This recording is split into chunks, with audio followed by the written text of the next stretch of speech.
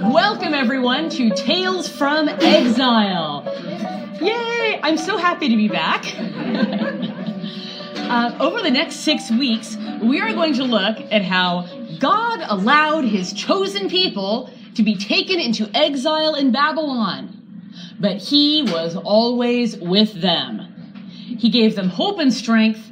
He helped them in danger. And finally, he saved them and brought them home. The same is true for us. Difficult times come, God is with us. He gives us hope and strength, he helps us in danger, and he brings us safely home. Let's take a look at what we'll be covering in the next 6 weeks.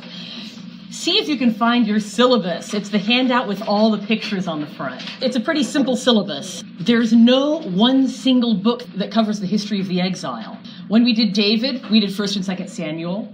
When we did the Kings, we did 1st and 2nd Kings. There's no 1st and 2nd Exile. Instead, we're going to be touching on 6 books in 6 weeks. We've got Isaiah, Daniel, Ezekiel, Tobit, Judith, and Esther. These are some very different kinds of books. Isaiah and Ezekiel are heavy-duty prophetic books. They have some of the deepest and most puzzling prophecy in the Bible, interwoven with some great stories. Tobit, Judith, and Esther, our last 3, are much lighter reading. They are patriotic stories of how God saves his people. Daniel manages to fall into both categories at the same time. 4 of these books are readable in a week. That's Daniel, Tobit, Judith, and Esther. And you'll see that I've suggested reading those whole books in a week. Each one is only about 9 or 10 pages in my Bible. It's eminently doable, and they're very followable stories. They've got good plots. So if you've got the time, I highly recommend you take this opportunity to dig into those 4 books. Isaiah, I didn't give you the chance. I'm springing it on you tonight. Ezekiel, I'll suggest some readings next week. Ezekiel's 48 chapters long. We're not going to do the whole thing. All 6 of these books, though, take place in and around the exile, and they have some common themes. Esther is subject to death for entering the king's presence unannounced, but the king holds out his staff and spares her life. God saves her. Daniel is thrown into the lion's den for praying to the God of Israel, but God saves him. Tobias goes on a long and difficult journey through Assyria, but God sends the angel Raphael to walk with him the entire way. All of these pictures say, especially when life is difficult, God is with us. He's protecting us. He's near us. And then alongside these stories, looking at that last picture, we have the prophecies. God is saying, Babylon will fall. All earthly kingdoms will fall. But I am the Lord, I reign forever, and I am with you. Let's take out the timeline now, and I'm going to refresh our memory on the history. Okay, here's the big sweep of where are we in the Old Testament. After the golden age of the monarchy under David and Solomon, around 1000 BC, the kingdom of Israel split in 2 and fell deeper into idolatry. If you went to prophets and kings, you'd probably remember the 2 kingdoms. Anyone want to call out what they were? Judah and Israel. Judah and Israel. Wow, that was a lot of voices. I'm so glad it stuck. You taught us. Yes!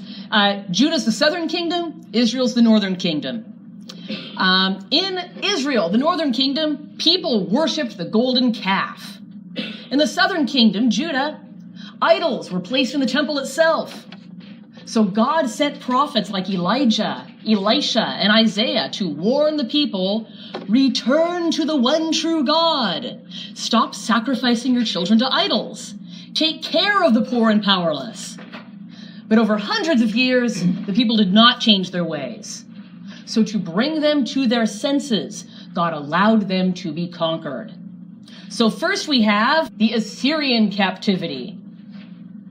In 722 BC, the bold part, Assyria conquered Israel, the northern kingdom, and took all their leaders into exile.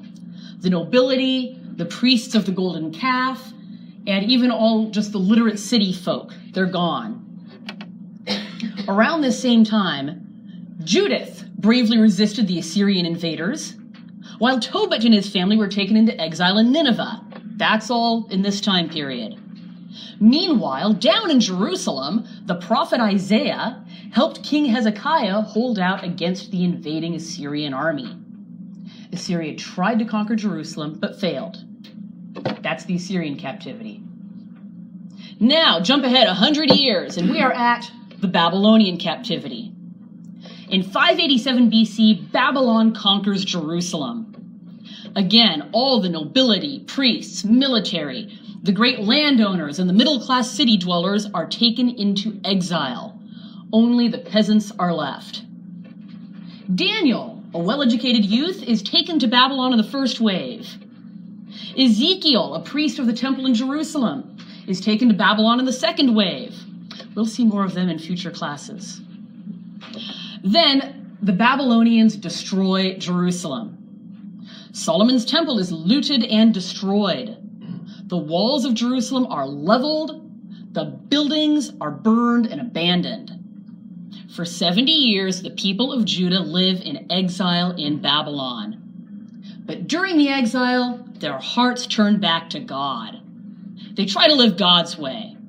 They call out to God for help, and God hears and answers. You get events like Shadrach, Meshach, and Abednego in the fiery furnace, and Daniel in the lion's den. At the end of the 70 years, Persia conquers Babylon. So the three great powers then. You get Assyria, then Babylon, then Persia doing the conquering. This new Persian king, King Cyrus, allows the Jews to return home. And they slowly trickle back. It's at this time that Esther, one of the exiles that's still hanging around in Persia, becomes queen of Persia and acts to save her people from the threat of genocide. There's the history of the exile in 3 minutes or less. Quick question. Yeah. Were they slaves? They were not slaves, they just had to start all over. They were displaced, and the reason for that is so that there was nobody left to lead any revolts. Rural farmers on their own are not really going to be leading revolts against Babylon. And they weren't slaves. They weren't slaves, no. Some of them were captives. I take that back. Some of them were absolutely captives, like the previous king. Nobody's letting him go free. But the vast majority of them, they're co-opted into the Babylonian system, like Daniel, or they're more or less left on their own to form a new life in some, city outside of Babylon, outside of Babylon proper. Yes, they stripped the whole land of Israel of all of its wealth. They burned the cities, and they removed all the people who lived in the cities. Interesting. Mm-hmm. And one more quick one. How do you keep people from just wandering back, There's nothing left. And that's a good question. Part of it is there's nothing much to wander back to, but I assume they must have, actually I know from reading in 2 Kings, they do have governors of the region. If you're not supposed to be there, you'll get found. Right. Okay. Especially if you're not supposed to be there and your nobility or royalty are trying to do something. Is that why we created those other people, the Samaritans? And that's why how you get the Samaritans ending up in the northern kingdom, because the people of Israel in the northern kingdom, they don't all come back. They get, the Assyrians repopulate the area with nobles from other places they conquered. And so now you get this mixed people, the Samaritans. But most of the people that come back to Jerusalem and the area around there, which is how you, again, have a Jewish Jerusalem and actually a Jewish Galilee in the time of Jesus. It's that area in between that's repopulated, that's Samaria. I guess I wonder why you say that Daniel was co-opted into the Babylonian lifestyle when he didn't give up his Judaism or the Jewish lifestyle. And we'll absolutely go into that more next week. And you're right, the big story of Daniel is he didn't give up his religion. He didn't eat what the Babylonians ate or worship the way he worshipped. But he was taken to Babylon to serve as a wise man, essentially, is what happened, as one of the sorcerers and magicians. And so he's got to work within their system. That's what he's been taken there to do. And it's a very interesting life he's got to live.